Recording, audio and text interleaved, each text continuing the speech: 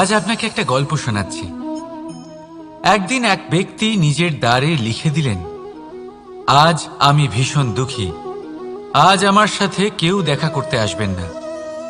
কিছুক্ষণ পরে তার এক বন্ধু এলো, সে সেই লেখা পড়ল, তাও গিয়ে তার সাথে দেখা করল।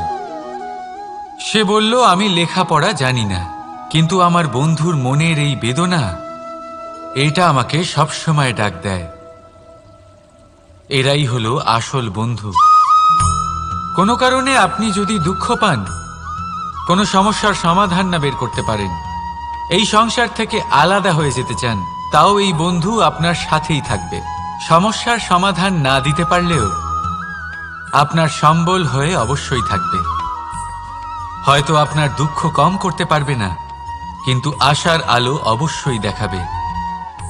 যখন আপনি সংসারের থেকে আলাদা হয়ে যান, তখনও আপনার সাথে যুক্ত থাকে আপনার এই বন্ধু, আসল বন্ধু। এবারে আমরা মানুষেরা বড়ই বিচিত্র। তারা সব সময় যে কোনো জিনিসের মাহাত্ম্য দুবার বুঝতে পারে। এক, তা পাওয়ার আগে। দুই, তা হারাবার পরে। এবারে ঠিক এরকমই আমাদের বন্ধুরাও হয়। যদি আজ আপনার বন্ধুরা আপনার সাথে থাকে, তাদের প্রতি কৃতজ্ঞ থাকুন, তাদের প্রসন্ন রাখুন, তাদের মাহাত্ম্য বুঝুন।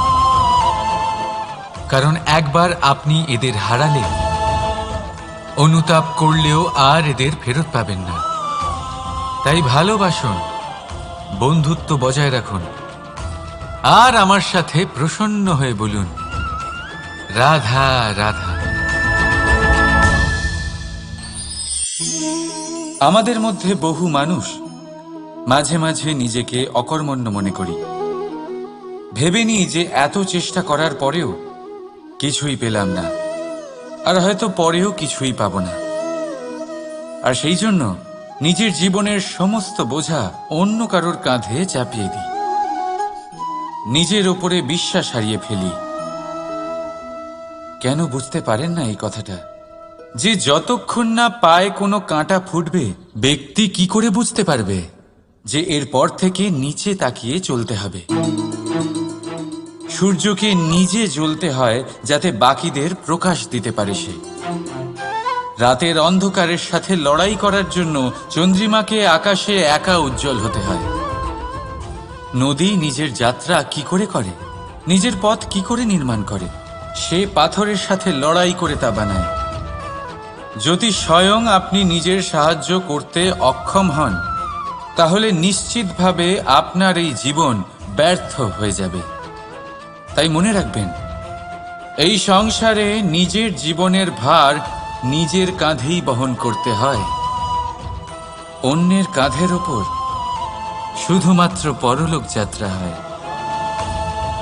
সেই জন্য এই সংসারে জীবিত সেই যে আত্মনির্ভর।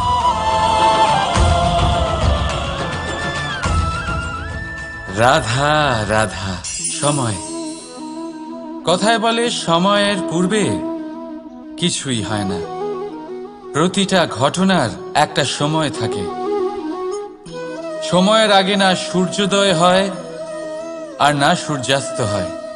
সময়ের পূর্বে গাছে না ফুল ফোটে না ফল ধরে। কিন্তু একটা কথা ভেবে দেখুন, যদি বর্ষা আসার আগে কৃষক ভূমিকে না প্রস্তুত করে, বীজ রোপণ না করে, তাহলে কি ফসল ফলবে? যদি কোনো যোদ্ধা যুদ্ধের পূর্বে নিজের অস্ত্রের ধার না দেয়, তাহলে সে যুদ্ধ কি করে লড়বে? এর মানে এটাই হলো যে সময় আপনার যখন আসার তখন অবশ্যই আসবে, কিন্তু ততক্ষণ এটাও গুরুত্বপূর্ণ যে আপনি নিজেকে তার জন্য তৈরি রাখুন। কারণ এই সুযোগ, এই কথাটা শুনতে যত ছোট, এটা আসেও ততটা কম সময়ের জন্য, তারপর চলেও যায়। এবার যদি সুযোগ আপনার হাতে আসে আর আপনি তার জন্য তৈরি না থাকেন, তাহলে আপনি সাফল্য কি করে পাবেন? তাই আপনি সঠিক সময়ের জন্য অপেক্ষা করুন, সেই সুযোগের জন্য অপেক্ষা করুন, কিন্তু ততক্ষণ নিজের চেষ্টার দ্বারা নিজেকে আরো সক্ষম করে তুলুন। কারণ সাফল্য আপনার জন্য অপেক্ষা করছে, শুধু আপনি তার জন্য তৈরি থাকুন। রাধা রাধা। কথা মানুষের পাওয়া সবচেয়ে অদ্ভুত উপহার। এই কথাই মানুষকে এই সংসারের সমস্ত প্রাণীর থেকে ভিন্ন করে তোলে, সংসারের সবচেয়ে উপরে নিয়ে যায়। এই কথার কারণেই আমরা একে অপরের সাথে ভাব আদান প্রদান করি। আমি আমার মনের ভাবনা অন্য কাউকে ব্যক্ত করতে পারি, অন্য কেউ তাদের ভাবনা আমাকে ব্যক্ত করতে পারে। এই কথাই আমাদের সবচেয়ে বড় ঢাল। এবারে দেখুন, আপনি নিশ্চয়ই লক্ষ্য করেছেন কারোর কথা মধুর হলে লোকে তাকে ভালোবাসে, তাকে নিজের বন্ধু বানায়। সেইভাবেই যদি কারোর কথা কঠোর হয় তাহলে লোকে তাকে ঘৃণা করে, তাকে নিজের শত্রু মনে করে। এই কথাই ভাষা হয়ে আমাদের ইতিহাস রচনা করে। তবে আমরা কি সত্যি বাণীর বিষয়ে অতটাই ভাবি যতটা আমাদের ভাবা উচিত? ভেবে দেখুন, মানুষের কথা বলতে শিখতে কত সময় লাগে। কোনো বালক 1.5 বছর বয়সে কথা বলতে শেখে, কেউ 2 বছরে, কেউ 3। এবার দেখুন, মানুষ 1.5 বছর বয়সে কথা বলতে শিখে গেলেও তার কি বলা উচিত এটা সারা জীবনেও শিখতে পারে না। এর উপরে মনোনিবেশ করুন, এটা বোঝবার চেষ্টা করুন কি বলা উচিত। নিজের কথা শুদ্ধ করুন, নিজের কথা মধুর করুন, আর সেই মধুরতার সাথে আমার সঙ্গে বলুন, রাধা রাধা। এই লক্ষ্য আসলে কি? এই লক্ষ্য তাই যা আমরা পেতে চাই। এই সংসারে সুখী কে হয়? সুখী সেই যে তার লক্ষ্য পেয়ে গেছে। দুঃখী কে হয়? দুঃখী সেই যে তার লক্ষ্য এখনো পায়নি। এবারে প্রশ্ন এখন এটাই যে লক্ষ্য সবাই পেতে চায়, লক্ষ্য পাওয়ার জন্য সবাই প্রাণপণ চেষ্টাও করে, তাহলে সবাই তাদের লক্ষ্যে পৌঁছতে পারে না কেন? ঠিক আছে, কোথাও না কোথাও কিছু না কিছু কমতি থেকেই যায়, যাই বাধা থাক। আজকে আমি আপনাকে একটা উপায় বলবো এই লক্ষ্য পাওয়ার জন্য। একটা কাগজ নিন, তাতে একটা চিহ্ন বানান, সেটাই হবে আপনার লক্ষ্য। এবারে সেই লক্ষ্যে পৌঁছানোর একটা পথ বানান। এবারে এই যাত্রাকে ভিন্ন ভিন্ন ভাগে বিভাজন করে দিন। এবারে এটা হলো আপনার পরিকল্পনা। এবার এই পরিকল্পনা ক্রমানুসারে আপনি পালন করতে থাকুন, এটাই হবে আপনার চেষ্টা। এবার এইভাবে যদি আপনি চেষ্টা করতে থাকেন, যাই আপনার কল্পনা হোক না কেন তা বাস্তব অবশ্যই হবে। তাহলে এই কল্পনাকে বাস্তবে রূপান্তরিত করুন। এইভাবেই নিজের পরিকল্পনা পালন করতে থাকুন। আপনার যাই কল্পনা থাকুক বা যাই লক্ষ্য থাকুক, তা বাস্তবে পরিণত হয়ে আপনার হাতে অবশ্যই আসবে। রাধা রাধা। বাবার এক মিত্র ছিলেন, বড়ই দুঃখী ছিলেন, বিপদে পড়েছিলেন। কি করবেন? ব্যবসা ভালোভাবে চলছিল না, বাড়িতে শান্তি ছিল না, সমস্ত জায়গায় ক্ষতি হচ্ছিল। তাই উনি একজন জ্যোতিষীকে দেখালেন। জ্যোতিষী বললেন, আপনার যে বাড়ি আছে সেটা আপনার জন্য অশুভ, আপনার এই বাড়ি পাল্টে ফেলুন। উনি বাড়ি পাল্টে ফেললেন, তবুও ওনার সমস্যার সমাধান হলো না। তারপর একজন জ্ঞানী ব্যক্তি ওনাকে বললেন যে আপনার জামা কাপড়ের যে রং সেটা বিপদকে আমন্ত্রণ জানাচ্ছে, এই জামা কাপড়গুলিকে পাল্টে ফেলুন। উনি সেগুলো পাল্টে ফেললেন, তাও সমস্যার সমাধান হলো না। আবার একজন জ্ঞানী ব্যক্তি বললেন যে আপনার আশেপাশে যে মানুষজন রয়েছে তারা এটা চায় না যে আপনি সফল হন, তারা আপনার ক্ষতি চায়, তাদের সাথে সমস্ত সম্পর্ক ভেঙে ফেলুন। তো উনি সম্পর্ক ভেঙে ফেললেন, কিন্তু তাতেও ওনার জীবনে কোনো পরিবর্তন এলো না। তার মানে তিনি বাড়ি পাল্টালেন, জামা কাপড় পাল্টালেন, সম্পর্ক পাল্টালেন, যেটা পাল্টালেন না তা হলো স্বভাব। এই যে স্বভাব, এটা অত্যন্ত গুরুত্বপূর্ণ। এই স্বভাবই আপনার ব্যক্তিত্ব তৈরি করে। তাই নিজের স্বভাব শুধরে ফেলুন, তাতে ভালো পরিবর্তন আনুন, সব কিছু ভালোই হবে। রাধা রাধা। ক্রোধ। লোকে বলে যে এই ক্রোধ পাপেরই মূল, কিন্তু সত্যি কি এই ক্রোধ পাপের মূল? একটু ভেবে দেখুন, এই ক্রোধ বাস্তবে আসলে কি? এই ক্রোধ একটা অনুভূতি যা আপনার মধ্যে হঠাৎই অসীমিত তেজ সঞ্চালন করে। এবারে আমি আপনাকে কিছু উদাহরণ দিচ্ছি যাতে আপনি বুঝতে পারেন যে ক্রোধ আপনার জন্য ভালো কি না। যদি কারোর সাথে অন্যায় হয় আর এটা দেখে আপনার ক্রোধ হয়, আর এই ক্রোধ আপনাকে তার সাহায্য করতে প্রেরণা যোগায়, তাহলে এই ক্রোধ অবশ্যই ভালো। যদি কোথাও আপনি দেখেন যে কোনো নারীর উপরে অত্যাচার হচ্ছে আর সেটা দেখে আপনার ক্রোধ হয়, আর এই ক্রোধ আপনাকে তার সাহায্য করতে সাহস যোগায়, তাহলে এই ক্রোধ অবশ্যই ভালো।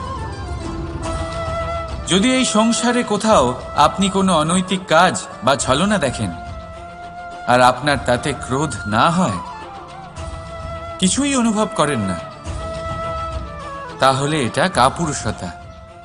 তার মানে এটাই যে আপনি আপনার মনুষ্যত্ব হারিয়ে ফেলেছেন। তাই এটা বোঝার চেষ্টা করুন, আপনার ক্রোধের তেজের ব্যবহারের ওপরে নির্ভরশীল হলো এই ক্রোধ আপনার জন্য পাপের সমান, নাকি এই ক্রোধ আপনার জন্য পুণ্যের স্থাপক। রাধা রাধা। মোহ। শাস্ত্রে লেখা আছে যে মোহ শুধু সেই ব্যক্তিকেই নয়, বরং সেই আরেক ব্যক্তিকেও বিনাশ করে দেয় যার ওপরে সেই মোহ আছে। এবারে লোকে কি করেন, এই শাস্ত্রে লেখা কথাগুলি শুধু শাব্দিক অর্থে নেন। এই মোহ, দেখুন, এটা শুভও হতে পারে, শুধু এর রূপ ভিন্ন ভিন্ন হয়। এটা ভালো করে বুঝতে হবে। এবারে মোহ যদি কোনো বস্তুর উপরে থাকে তাহলে তা লালসা হয়ে যায়। মোহ কোনো বিশেষ ব্যক্তির উপরে হয়ে গেলে তা প্রেম নয়, আকর্ষণ হয়ে যায়। মোহ কোনো চাহিদার উপরে হয়ে গেলে নাকি বিনাশের অস্ত্র বানাতে চাইবেন। ভেবে দেখুন, সিদ্ধান্ত আপনার। রাধা রাধা। অভিমান, আত্মসম্মান, অহংকার, দেখতে গেলে এই তিনটি শব্দ ভিন্ন ভিন্ন, কিন্তু এর মূল আধার একই, আত্মসম্মান। এবার যদি কথা বলি আপনার শরীরের, আপনার সংস্কৃতির, আপনার সম্পর্কের, তাহলে অভিমান থাকা স্বাভাবিক। এবার যদি কথা বলি আপনার ব্যক্তিত্ব নিয়ে, আপনার আদর্শ নিয়ে, আপনার বিচারধারা নিয়ে, তাহলে আত্মসম্মান হলো একটা গুণ। যদি এইভাবে বলা হয় যে আমি এই কার্য কারোর সাহায্য ছাড়া, সহযোগিতা ছাড়াও করতে পারি, তাহলে এটা আত্মসম্মান, আর এটা সঠিক। যদি এভাবে বলা হয় যে আমি এই কার্য কারোর সাহায্য ছাড়াই বা কারোর সহযোগিতা ছাড়াই করে ফেলেছি, তাহলে এটা অভিমান, এটাও সঠিক। কিন্তু এই কার্য শুধুমাত্র আমিই করতে পারি আর কেউ নয়, এটা অহংকার। তাহলে এই শব্দ এবং তার অর্থ বোঝার চেষ্টা করুন। জীবন ধারণের এক নতুন পথ খুঁজে পাবেন। রাধা রাধা। সংসারে প্রত্যেক ব্যক্তি কোনো না কোনো রূপে ঈশ্বরকে মানে। কেউ মূর্তি রূপে, তো কেউ তত্ত্ব রূপে, কেউ ভাবনা রূপে, আবার কেউ স্বভাব রূপে। কেউ নিজের মধ্যে পরমাত্মা খোঁজে, আবার কেউ অন্যের মধ্যে। কারোর কাছে জ্ঞানই পরমাত্মা। সংসারে প্রত্যেক মানুষই কোনো না কোনো রূপে তার ঈশ্বরকে পেয়েই যান। কিন্তু একটা কথা বলবো, ঈশ্বর প্রথমেই নিজের একটা স্বরূপ পৃথিবীতে আপনার কাছে পাঠিয়ে দিয়েছেন। সেই স্বরূপ হলো আপনার মাতা, আপনার মা। সেই মা যিনি আপনাকে জন্ম দিয়েছেন হতে পারে, কিন্তু প্রত্যেক মায়ের মধ্যে ঈশ্বর অবশ্যই থাকে। রাধা রাধা। আপনি নিশ্চয়ই দেখে থাকবেন যে প্রদীপের নিচে অন্ধকার থাকে। যে প্রদীপ সংসারকে আলোকিত করে সেই প্রদীপের নিচেই অন্ধকার। এবারে অনেক মানুষ আছে যারা এই বিষয়টা এইভাবে দেখে যে ব্যক্তি নিজের সমস্যার সমাধান করতে পারে না আর গোটা সংসারকে উপদেশ দেয়। কিন্তু এইটা দেখার আরো একটা দৃষ্টিভঙ্গি আছে, আর সেটা হচ্ছে যে স্বয়ং জ্বলে সংসারকে আলোকিত শুধু সেই করতে পারে যা রাধার বড়ই শীতল হয়। এই সংসারের পথপ্রদর্শক সেই হতে পারে, এই সংসারকে দিশা সেই দেখাতে পারে যার মধ্যে সন্তোষ। রাধা রাধা। এই প্রদীপ দেখতে পাচ্ছেন আপনি, নিজেও জ্বলে আর এই বাতিকেও জ্বালিয়ে রাখে, আর এই সংসারকে প্রদান করে প্রকাশ। অন্ধকারাচ্ছন্ন ব্যক্তিকে প্রদান করে আশার আলো।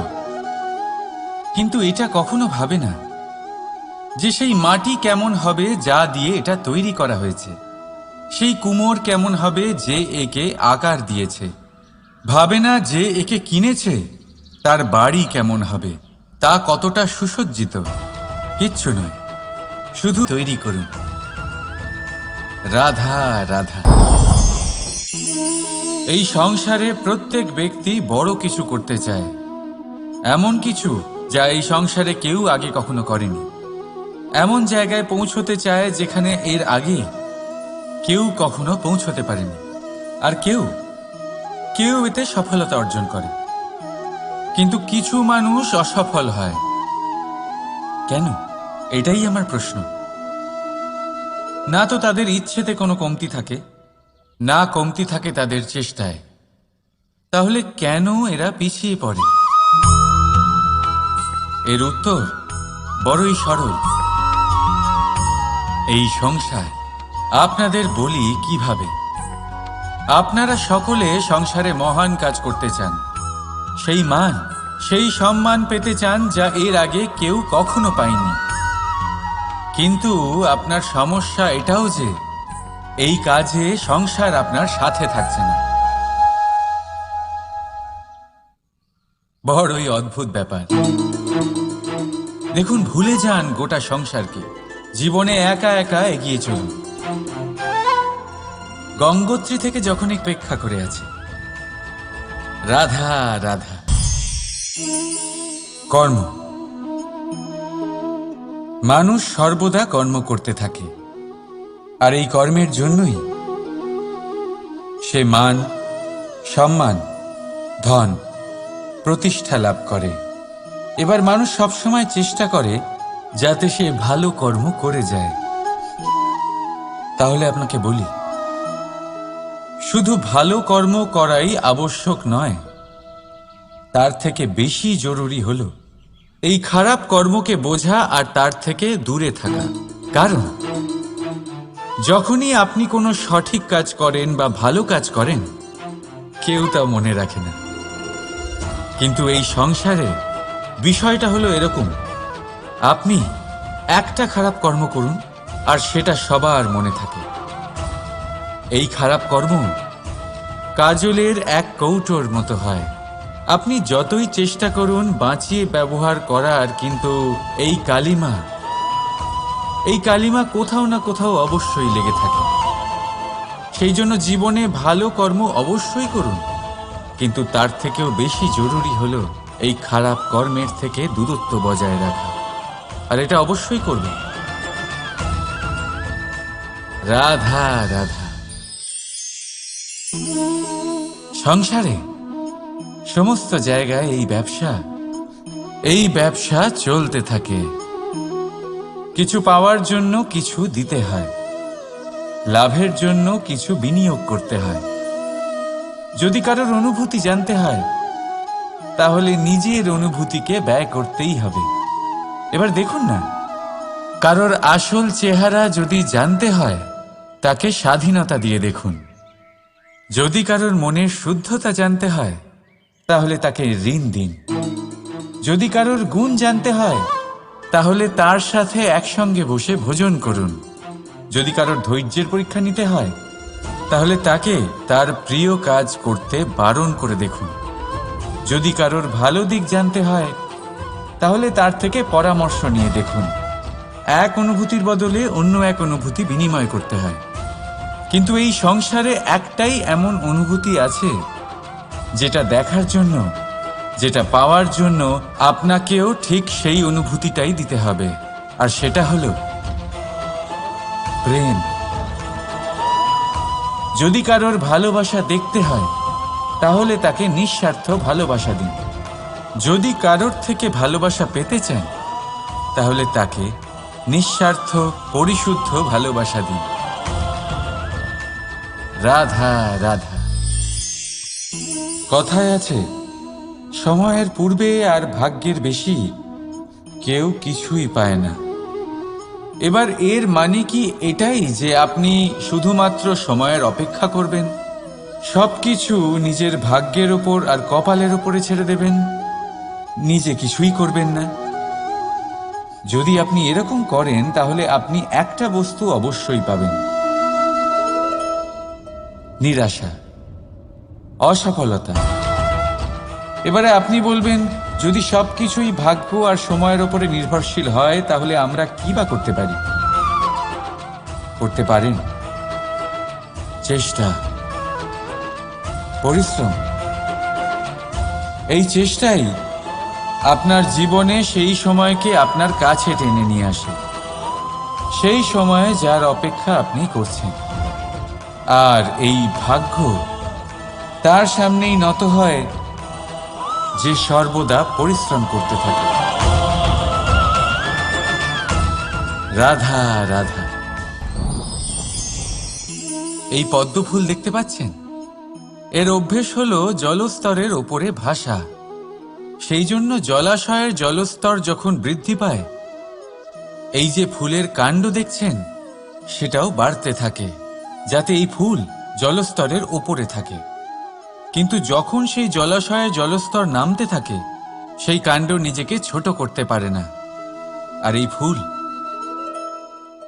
নিজের ভারে নিজেই ভেঙে পড়ে। এবার এটা আমাদের সাথেও হয়। সময়ের সাথে আমরা জীবনে যত সাফল্য পাই, আমাদের জীবনের স্তর বাড়তে থাকে। আর যখন আমাদের সংস্থান কমতে থাকে, আমরা সেই জীবন স্তর ছাড়তে পারি না, আর শেষ পর্যন্ত সেই জীবন স্তরের কারণেই ভারাক্রান্ত হয়ে শেষ হয়ে যায়। সেই জন্য যদি কিছু রাখতে হয় তাহলে তা হলো দৃষ্টিভঙ্গি। সাধারণভাবে জীবন যাপন করতে শিখুন। সময়ের চক্রও আপনাকে মাত দিতে পারবে না। রাধা রাধা।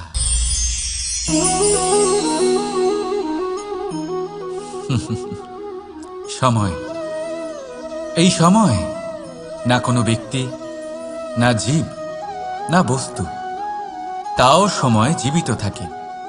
এই সময়ে না জল, না অগ্নি, আর না বায়ু, কিন্তু তাও আমাদের জীবনের আধার এই সময়।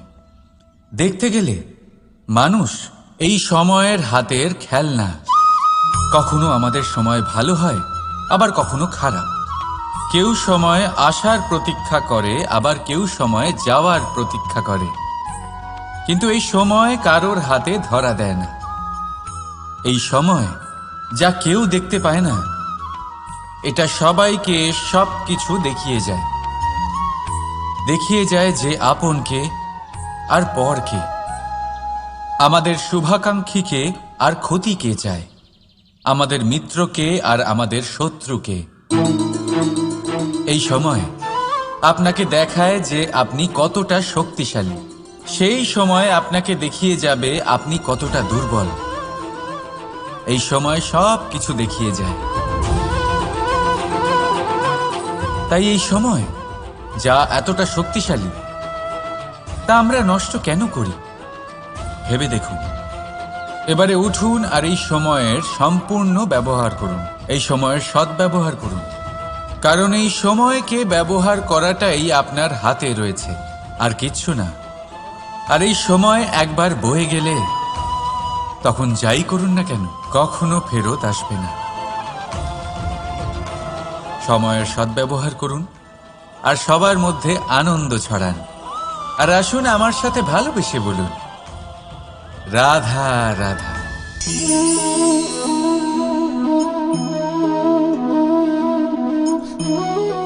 এই জল দেখতে পাচ্ছেন আপনি? এটা ঘোলা জল, এতে ময়লা মিশে আছে। কিন্তু যদি আপনি এটা কিছুক্ষণ এমনি ফেলে রাখেন, তাহলে দেখবেন এই ময়লা আপনা থেকেই নিচে থিতিয়ে পড়বে। কিন্তু এই পাত্রটা নাড়াতে থাকলে এমনটা হবে না। শান্ত ছেড়ে দেবেন, তবেই এই ময়লা নিজেই নিচে চলে যাবে। ঠিক সেইভাবেই যখন আমাদের জীবনে কোনো সমস্যা আসে, কোনো অশান্তির সৃষ্টি হয়, তখন উত্তেজিত হয়ে পড়লে, নিজের সংযম হারিয়ে ফেললে আমরা এর সমাধান পাব না। শান্ত থাকলে তখনই সমস্যার সমাধান পাব।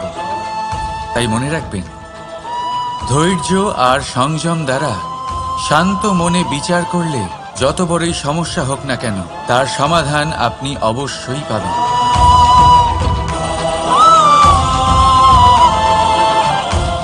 কারণ অশান্তির সমাধান শুধুমাত্র শান্তি। রাধা রাধা। প্রজাপতি আকাশে উড়ে বেড়ায়, সে সুন্দর ফুলের রস আস্বাদন করে, উন্মুক্ত উড়ে বেড়ায়। কিন্তু তারও বিপদ কম কিছু নেই। যেমন হলো পতঙ্গ, জন্তু এই প্রজাপতিকে নিজের আহার করে নেয়। তাকে এদের থেকে সাবধানে থাকতে হয়। সত্য হলো এটাই যে এই প্রজাপতি ততদিনই সুরক্ষিত থাকে যতদিন এদের পাখনা বৃদ্ধি পায় না। যখন এরা এদের খোলসের মধ্যে থাকে, যখন না কারো দৃষ্টি এদের ওপর পড়ে আর না কোনো শত্রু এদের আঘাত করতে পারে, কিন্তু তখন তারা বন্ধ থাকে, অবিচল নিশ্চল থাকে। এই সুন্দর সংসার দেখার জন্য, এই সুন্দর আকাশ পাওয়ার জন্য তাকে তার সুরক্ষা ক্ষেত্র থেকে বাইরে বেরিয়ে আসতেই হয়। আর এটাই জীবনের নিয়ম। মানুষের সাথেও ঠিক এরকমই হয়। যদি মানুষ বিশ্রাম আর সুরক্ষা এদের বন্ধন থেকে না বেরোয়, তাহলে সে জীবিত অবশ্যই থাকবে, কিন্তু জীবন ধারণ করতে পারবে না। কারণ যদি জীবনে বড় কিছু করতে হয়, বড় কোনো কিছু পেতে হয়, সাফল্যের শিখর অবধি পৌঁছতে হয়, তাহলে সর্বপ্রথম আপনাকে নিজের সুরক্ষা ক্ষেত্র থেকে বেরিয়ে আসতেই হবে। এই আরামকে ত্যাগ করতেই হবে। তবেই আপনি সফল হতে পারবেন। তবেই আপনি এই প্রজাপতির মতো আকাশে উড়ে বেড়াতে পারবেন। রাধা রাধা।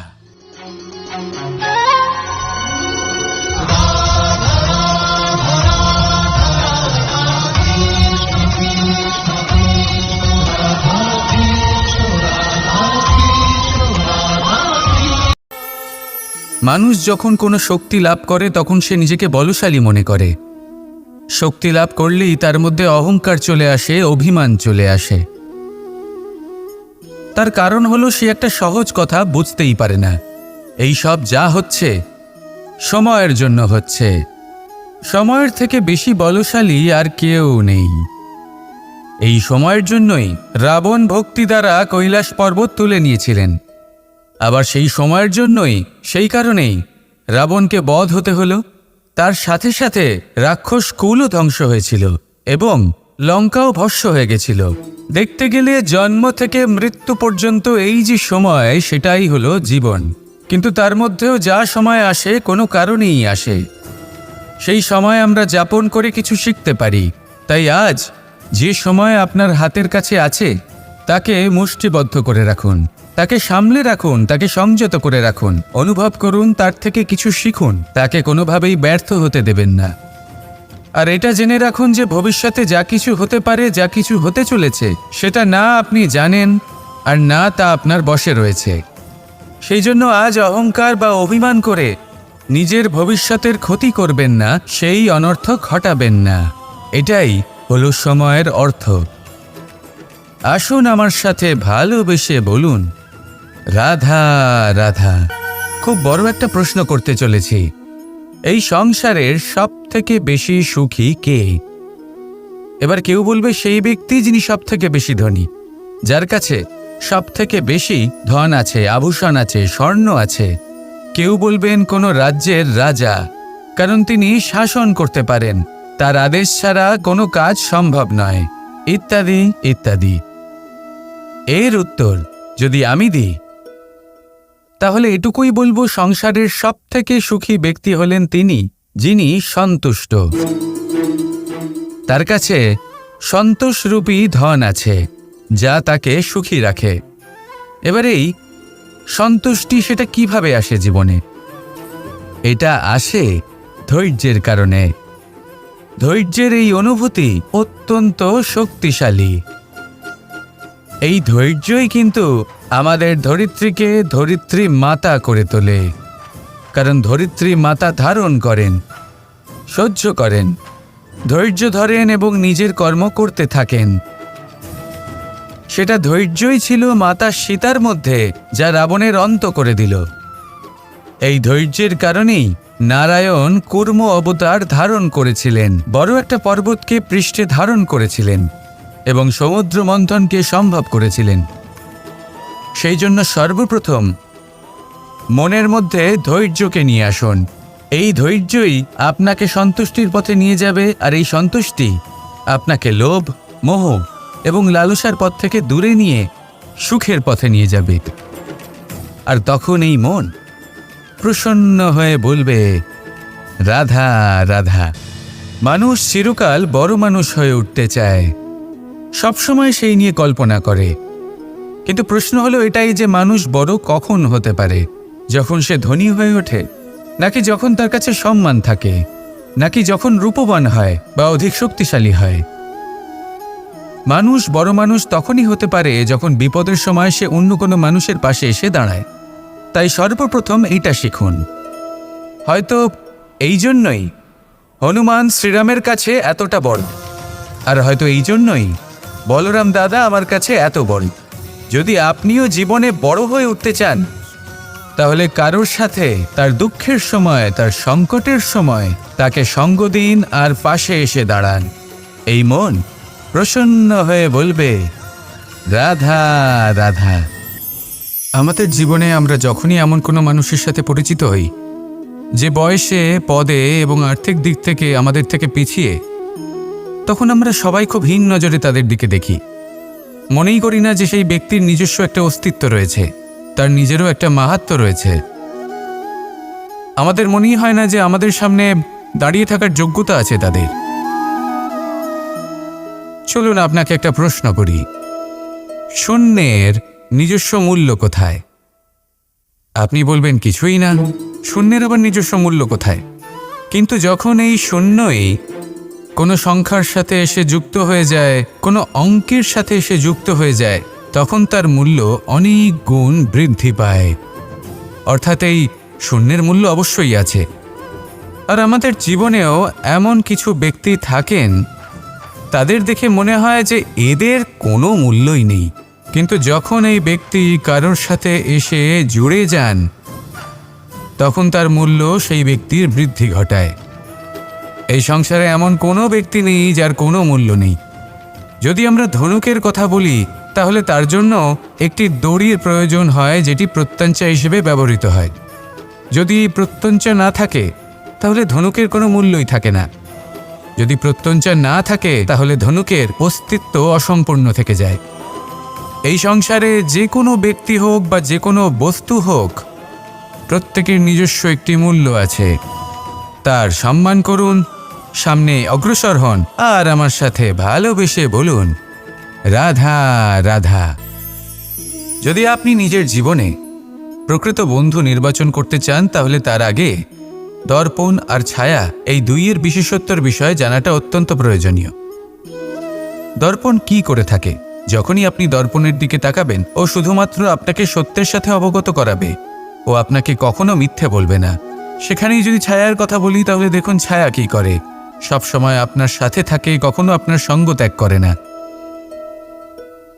এবার আপনার জীবনে যদি এমন কোনো বন্ধু আসে যে সবসময় আপনাকে সত্য কথা বলবে, আপনার অপগুণের বিষয়ে যদি আপনাকে বলে কিন্তু তাও সে সত্যিই বলবে, তাহলে তার উদ্দেশ্য কিন্তু আপনাকে দুঃখ দেওয়া নয়। সে আপনার অজ্ঞানতা, আপনার ভ্রম দূর করতে চায়। যদি আপনি কোনো অনুচিত পথে চলতে থাকেন তাহলে সে আপনাকে বাধা দিতে চায়। আর যদি সেই মিত্রই ছায়াসঙ্গীর মতো হয়, সে কখনোই সুখ দুঃখে আপনার সঙ্গ ত্যাগ করবে না। তার উদ্দেশ্য হলো সবসময় আপনাকে রক্ষা করা। তাই এরকম দর্পণ বা ছায়ার মতো কোনো বন্ধু যদি আপনার জীবনে আসে তাহলে তাকে কোথাও যেতে দেবেন না। সে আপনার জীবনকে সুখময় করে তুলবে। আর যদি আপনার জীবনে উপস্থিত বন্ধু এমন না হয় তাহলে তাকে নিজের থেকে দূরে করে দেওয়াই বাঞ্ছনীয়। তাহলে দর্পণ আর ছায়ার মতো প্রকৃত এবং ভালো বন্ধুকে নিজের জীবনে স্থান দিন আর আমার সাথে ভালোবেসে বলুন, রাধা রাধা। জল হলো জীবনের আধার। যদি জল না থাকে এই সংসারের জীবনের কোনো অস্তিত্ব নেই। এই জল হলো শুদ্ধ, পবিত্র। কিন্তু যখন এই জল পরিবেশের সংস্পর্শে আসে তখন ধুলো, ময়লা, কাদা এবং অন্যান্য বস্তু দ্বারা এই জল পূর্ণরূপে দূষিত হয়ে যায়। এবার যদি এই জলের শুদ্ধিকরণ করতে হয় তাহলে আমরা এই জলকে অস্থির হতে দিই না, তাকে স্থিরভাবে রেখে দিই। আর সেটা করলে সেই জল নিজে থেকেই সকল অশুদ্ধি ত্যাগ করে দেয়, নিজে থেকেই নিজেকে শুদ্ধ করে তোলে। এটা কিন্তু আমাদের মনের সাথেও হয়ে থাকে। এই সংসারে এত সমস্যার সম্মুখীন হয়েও কোথাও না কোথাও আমাদের এই মন মলিন হয়ে যায়। এতে নেতিবাচক ভাব জাগ্রত হয়। সেই মুহূর্তে আপনি কোনোভাবে রাগ করবেন না, মন খারাপ করবেন না, তাড়াতাড়ি কোনো সিদ্ধান্ত নেবেন না, কোনো প্রতিক্রিয়া দেবেন না। শুধু নিজের এই মনকে শান্ত করে রাখবেন, শান্ত মনে দিন যাপন করবেন। যদি এটা করেন তাহলে আপনি নিজে থেকেই বুঝতে পারবেন যে কি কি অশুভ ভাব আপনার মধ্যে জাগ্রত হয়েছে আর কি কি শুভ চেতনা আপনাকে জাগ্রত করতে হবে। আপনি নিজে থেকেই এমন পথ খুঁজে পাবেন যার দ্বারা এই অশুদ্ধি আপনি ত্যাগ করতে পারবেন। আসুন আমার সাথে ভালোবেসে বলুন, রাধা রাধা। প্রারম্ভ শূন্যের দ্বারা হয়ে থাকে, তা সে ব্রহ্মাণ্ডই হোক, পৃথিবীই হোক, আদি ইত্যাদিই হোক। সবাই নিজের অস্তিত্ব শূন্য থেকে লাভ করে। এই শূন্য যার নিজের কোনো অস্তিত্ব নেই, কিন্তু সে সকলকে অস্তিত্ব দান করে থাকে। আমাদের এই শূন্যের মতো হতে হবে। যে আমাদের সাথে যুক্ত হবে তাদের অস্তিত্ব অনেক বেশি প্রখর হবে, বিশাল হবে, শ্রেষ্ঠ হবে। কিন্তু যেই আমরা তাদের থেকে দূরে যাব তারা আমাদের উপস্থিতির আভাস পাবে, আমাদের গুরুত্ব বুঝতে পারবে। শূন্যই হলো সূত্রপাত, শূন্যই হলো সমাপ্তি। শূন্যকে কেউ যতই ছোট মনে করুক কিন্তু এই শূন্য অত্যন্ত গুরুত্বপূর্ণ। তাই এই শূন্যের মতো হয়ে উঠুন আর আমার সাথে ভালোবেসে বলুন, রাধা রাধা। এই জীবন আসলে কি? আমরা কারা? আমাদের অস্তিত্ব আসলে কি? পঞ্চতত্ত্ব দ্বারা নির্মিত আমাদের এই শরীর, আর এর মধ্যে পরমাত্মার একটি অংশ আত্মারূপে বসবাস করে। আর যখন এই জীবন সমাপ্ত হবে তখন আমাদের আবার এই পঞ্চতত্ত্বের মধ্যে বিলীন হয়ে যেতে হবে। এটাই সত্য। এবার অনেক মানুষ আছেন এমন অনেক চেষ্টা করতে থাকেন এমন কর্ম করার যাতে এই সংসার তাদের চিরস্মরণীয় করে রাখবে। কিন্তু এই জীবন আসলে কি? সেই সময় যখন আমরা নিঃশ্বাস নিই, আমাদের হৃৎস্পন্দন হয়, আমরা যে মুহূর্তগুলো যাপন করি, এবার এই মুহূর্তগুলিতে আমরা কি করব সেটা অত্যন্ত গুরুত্বপূর্ণ। আমরা কি অহংকার করব নাকি পরোপকার করব? এই সৃষ্টিকে বেঁধে রাখার চেষ্টা করব নাকি নিজেকে উন্নত করে তোলার চেষ্টা করব? এটাই শিক্ষা যে বল হোক বা কায়া, এর প্রতি আমাদের না অহংকার করা উচিত আর না মোহ। শুধু প্রত্যেকটা মুহূর্ত প্রেমময় হয়ে বাঁচুন আর ভালোবেসে বলুন, রাধা রাধা। প্রয়াস, পরিশ্রম, এই শব্দগুলি শুনতে হয়তো ছোট মনে হয়, কিন্তু এর মূল্য অনেকটাই অধিক। এবার প্রয়াসও কিন্তু দুই ধরনের হয়। একটা প্রয়াস তাই যা আমরা নিজের মন থেকে, অন্তর থেকে সমগ্র শক্তি দিয়ে করার চেষ্টা করি। এবারে এই প্রচেষ্টার নামান্তর। কিছু প্রয়াস এমনও হয় যেমন দ্রুত ক্রীড়া খেলা। মানুষ বলেন, আজ একটু প্রয়াস করি, একটু দ্রুত ক্রীড়া খেলেই দেখি, যদি বিজয়ী হই তবে ভালো ব্যাপার, যদি না হই তবে আর কখনো খেলব না। এটাও কিন্তু প্রয়াস, কিন্তু এই প্রয়াস পরিশ্রম নয়। পাণ্ডবদের দেখুন, ওনারা যখন পরিশ্রম করেছিলেন তখন খাণ্ডবপ্রস্থকেও ইন্দ্রপ্রস্থ বানিয়েছিলেন। দ্রুত ক্রীড়া খেললেন, সেই মুহূর্তেই ইন্দ্রপ্রস্থ হারিয়ে ফেললেন।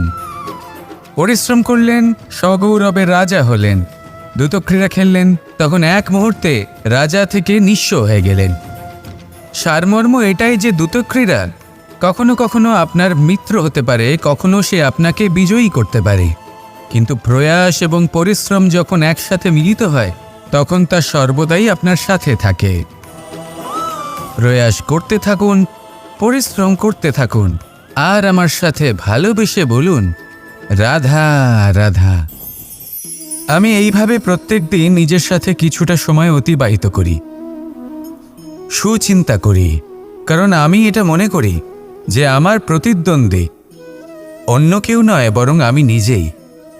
আর আমি চেষ্টা করি যে আমি যেন নিজেকে নিজের থেকে বেশি শ্রেষ্ঠ করে তুলতে পারি।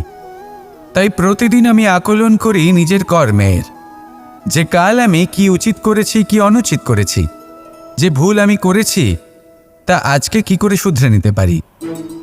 যে শ্রেষ্ঠ কর্ম আমি কাল করেছি, আজও সেই শ্রেষ্ঠ কর্ম আমাকে করতে হবে। শুধু এই প্রক্রিয়াতেই আমি নিজেকে শ্রেষ্ঠ ব্যক্তি, শ্রেষ্ঠ রাজা, একজন শ্রেষ্ঠ পিতা, পুত্র করে তুলি।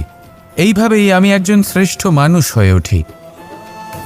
আপনিও এই কথা মনে রাখবেন যে আপনার প্রতিস্পর্ধা অন্য কারোর সাথে নয়, বরং নিজের সাথে। তাই নিজের কর্মের আকলন করুন, নিজের মধ্যে যে দোষ আছে তা ত্যাগ করুন, নিজেকে শুধরে ফেলুন। এই মন সবসময় সুপ্রসন্ন থাকবে এবং লক্ষ্য প্রাপ্ত করে বলবে, রাধা রাধা। কখনো কোনো পাখিকে দেখেছেন, যখন সে প্রথমবার উঠতে চেষ্টা করে সে বাসা থেকে মাটিতে পড়ে যায়, কিন্তু সে হার মানে না, চেষ্টা করতে থাকে, করতেই থাকে, ডানা ঝাপটাতে থাকে, আর তারপর সে উড়তে শেখে। গোল শালগ্রাম শিলাকে দেখুন, পর্বত থেকে খসে পড়ে, ধাক্কা খায়, জলের প্রবাহ দ্বারা ঘর্ষিত হয়, তারপরে তা শালগ্রামে পরিণত হয়। ভেবে দেখুন, যদি কোনো পাখি প্রথমবার উড়তে গিয়ে এটা ভাবে যে না না, যদি আমি পড়ে যাই তবে, আমার যদি আঘাত লাগে তবে, আর যদি ভয়ের কারণে সে শুরুই না করতে পারে, চেষ্টাই না করে, তাহলে কি সে উড়তে শিখবে? কখনোই নয়।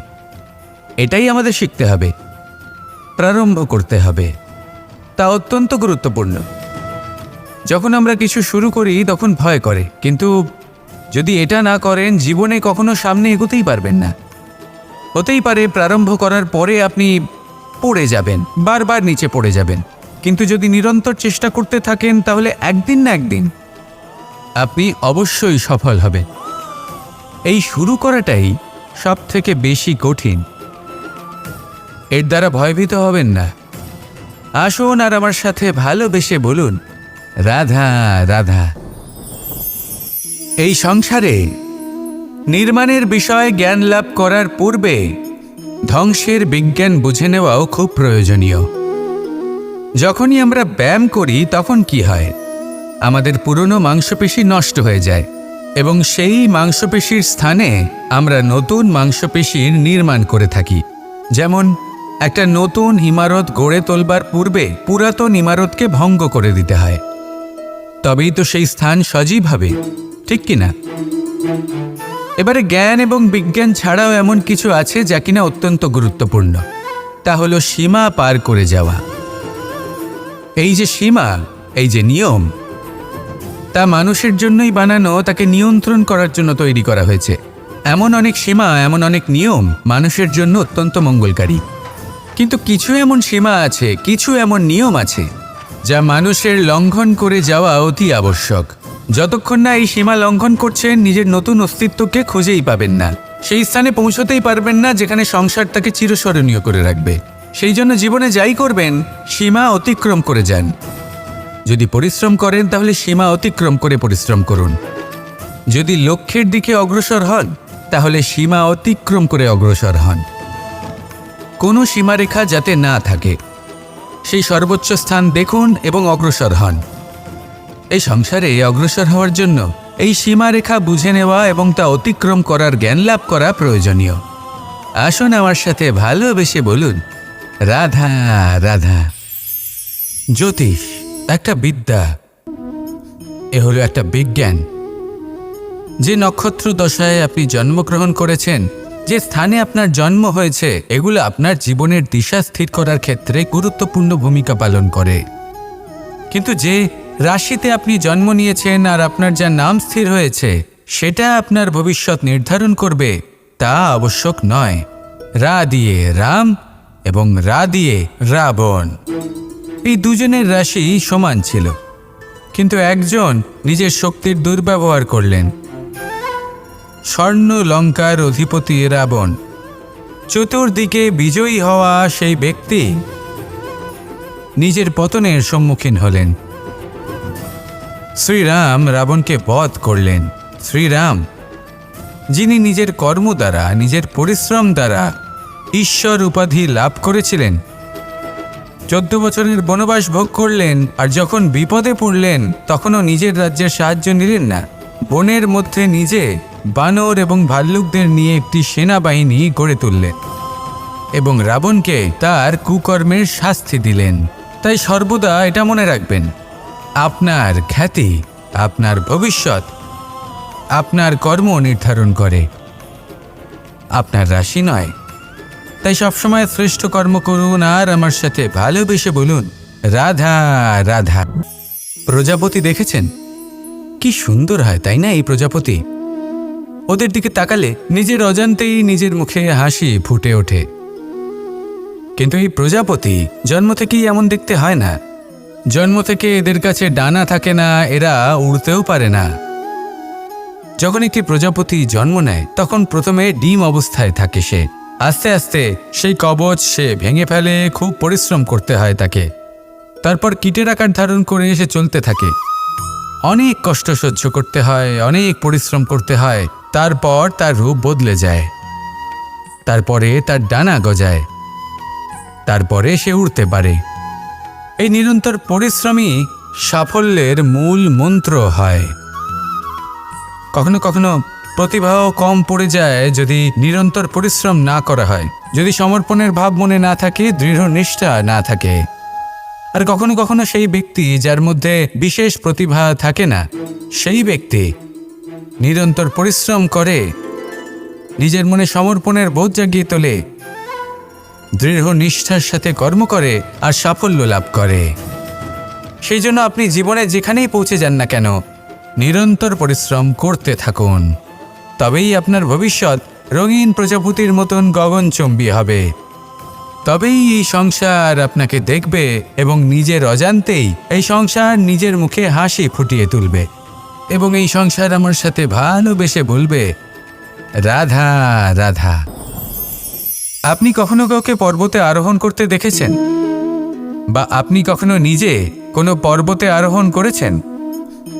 করে থাকলে আপনি এই বিষয়ে অবশ্যই জানবেন যে যখন আমরা শিখরের দিকে এগোই, ওপরের দিকে এগিয়ে চলি, তখন আমাদের একটু ঝুঁকে পথ চলতে হয়, তখনই আমরা সেই পর্বত আরোহণ করতে পারি।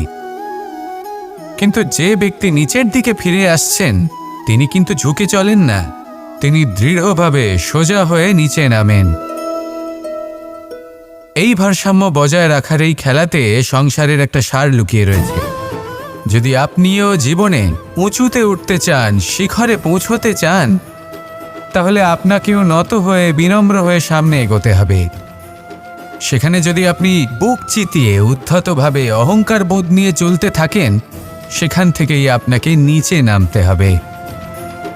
কোনো ব্যক্তি তার বিনম্র স্বভাব দেখেই বোঝা যায় যে সেই ব্যক্তি সাফল্যের শিখর দেশে আরোহণ করছে নাকি নিচে তথা খাদের দিকে যাত্রা করছে। তাই সবসময় বিনম্র থাকুন, শ্রেষ্ঠ কর্ম করুন, পরিশ্রম করুন আর আমার সাথে ভালোবেসে বলুন, রাধা রাধা। কর্ণ, সূর্যপুত্র কর্ণ, স্বয়ং সূর্যের পুত্র, দেবী কুন্তীর প্রথম পুত্র, সেই কর্ণ যার একটি বাণ আমার রথকে, সেই রথ যার উপর মহাবলী অর্জুন বিরাজমান ছিলেন, যার পতাকায় স্বয়ং হনুমান ছিলেন, সেই রথকে তার একটি বাণ ধসিয়ে দিতে পেরেছিল। দৈব কবচ কুণ্ডলধারী কর্ণ, সেই কর্ণ যুদ্ধক্ষেত্রে নিজের সমাপ্তির সম্মুখীন হলেন। কারণ কি ছিল?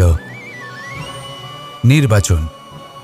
দুর্যোধনের সাথে বন্ধুত্ব রাখার জন্য তার অনুচিত কর্মে কোনোদিন কোনো প্রতিবাদ করেননি, তাকে সঙ্গ দিয়েছেন এই নির্বাচন। যখন দ্রৌপদীর বস্ত্রহরণ হচ্ছিল, তখন তাকে বাধা দেওয়ার বদলে নীরব থাকার নির্বাচন, তার বিরোধিতা কখনো না করার নির্বাচন, এই নির্বাচনই কারণ হয়ে দাঁড়ালো কর্ণের পতনে। এই সংসারে সবার উপকার আপনি স্বীকার করতে পারেন, তাকে সম্মানও করতে পারেন, কিন্তু তার সামনে এতটাও নত হবেন না যে নিজের অন্তর্মনের কথাটা আপনি শুনতে না পান।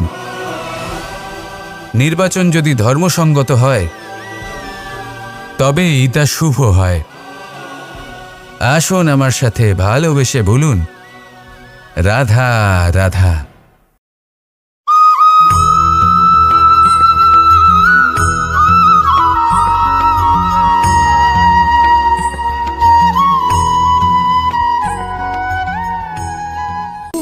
আমাদের জীবনে গুরুজনেরা, জ্ঞানী মানুষজন সবসময় একটা কথা বলেন, ধৈর্য ধরো। শুধুমাত্র দুটো শব্দ, কিন্তু কতটা বিশাল সেটা বোঝার চেষ্টা করুন। ছোট একটা অস্ত্র হাতে নিন এবং একটা বিশাল পর্বতে নিরন্তর প্রহার করতে থাকুন, ধৈর্য ধরে সেই কাজ করতে থাকুন। এমন একদিন আসবে এই বিশাল পর্বতে আপনি একটা পথ তৈরি করবেন। কোনো ধনুর্ধর যখন নিজের বিদ্যা অর্জন করেন, তখন তাকেও ধৈর্য ধরতে হয়, তার নিজেকে সময় দিতে হয়, তবেই সে ধনুর্বিদ্যা শিখতে পারে। সেইভাবে আমাদের জীবনেও ধৈর্য ধরার খুব প্রয়োজন। পরিবারে ধৈর্য রাখতে পারলে তাহলে আস্তে আস্তে দেখবেন প্রেম বৃদ্ধি পাচ্ছে। সমাজে যদি ধৈর্য রাখতে পারেন তাহলে আস্তে আস্তে এই সমাজ আপনাকে সম্মান করবে।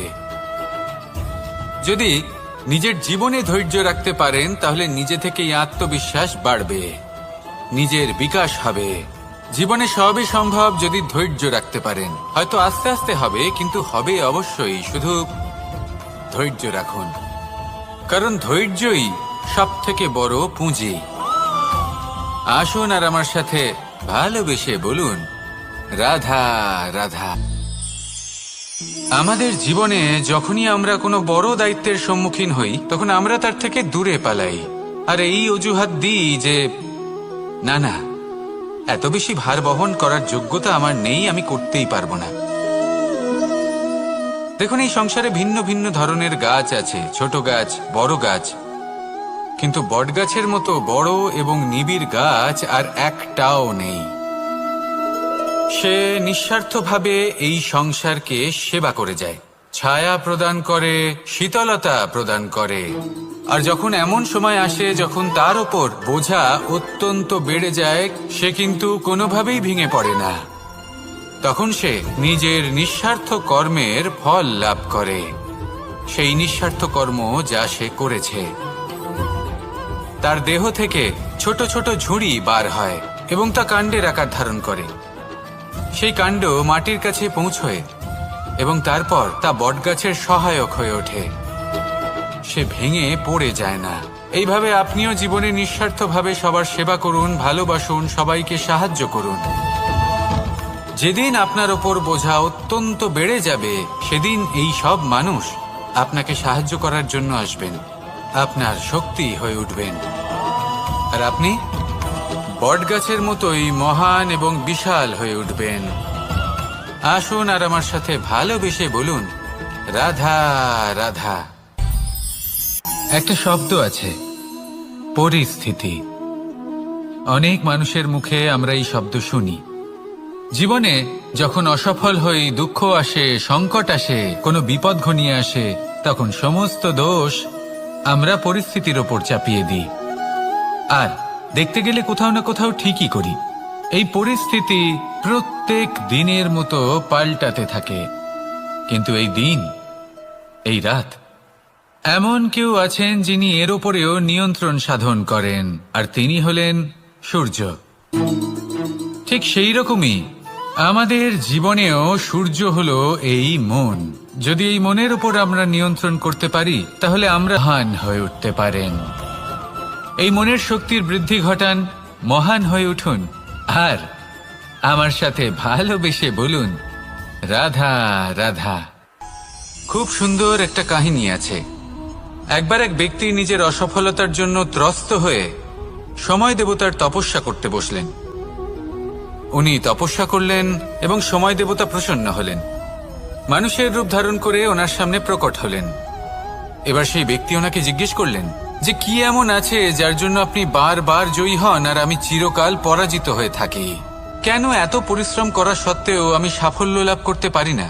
তখন সময় দেবতা উত্তর দিলেন যে দিন হোক বা রাত, ঝড় হোক বা ভূমিকম্প, রোদ হোক বা বৃষ্টি হোক, সময়ের সূত্রপাত হোক বা প্রলয়, আমি থামি না, আমি চলতেই থাকি। আর সেই জন্য যিনি থেমে যান তিনি পরাজিত হন আর আমি জয়ী হই। এটাই আমাদের শিখতে হবে। জীবনে সবসময় চলতে থাকুন, কখনো থামবেন না। হ্যাঁ, কিছুক্ষণের জন্য বিরতি নিতে পারেন, বিশ্রাম করার জন্য, নিজেকে আরো সশক্ত করে তোলার জন্য, কিন্তু থেমে যাবেন না। নিরন্তর কর্ম করতে থাকুন, পরিশ্রম করতে থাকুন, তবেই এই সংসার আপনাকে মনে রাখবে। আসুন আমার সাথে ভালোবেসে বলুন, রাধা রাধা। মানুষ তার জীবনে দুই ধরনের পরিস্থিতিকে খুব ভয় পায়। এক, কোনো কারণবশত কারোর সামনে নত হওয়া। দুই, কোনো কারণে নিজের চরিত্র থেকে, নিজের মূল্যবোধ থেকে বিচ্যুত হওয়া। এবার কেন হয় এরকম যে কথায় কথায় কারোর সামনে নত হতে হয়? কেন বারংবার নিজের চরিত্র থেকে চ্যুত হতে হয়? এরকম কেন হয়? এটা তখনই হয় যখন আমাদের শিক্ষা এবং মূল্যবোধের অভাব থাকে। যদি মানুষের মধ্যে প্রকৃত শিক্ষা থাকে, তাহলে এই সংসারে কোনো সময় এবং কারোর সামনেই নত হওয়ার কোনো প্রয়োজন নেই। যদি মানুষের মধ্যে মূল্যবোধ থাকে, তাহলে তাকে নিজের মূল্যবোধ বা চরিত্র থেকে বিচ্যুত হতে হয় না, তা সে যাই হয়ে যাক না কেন।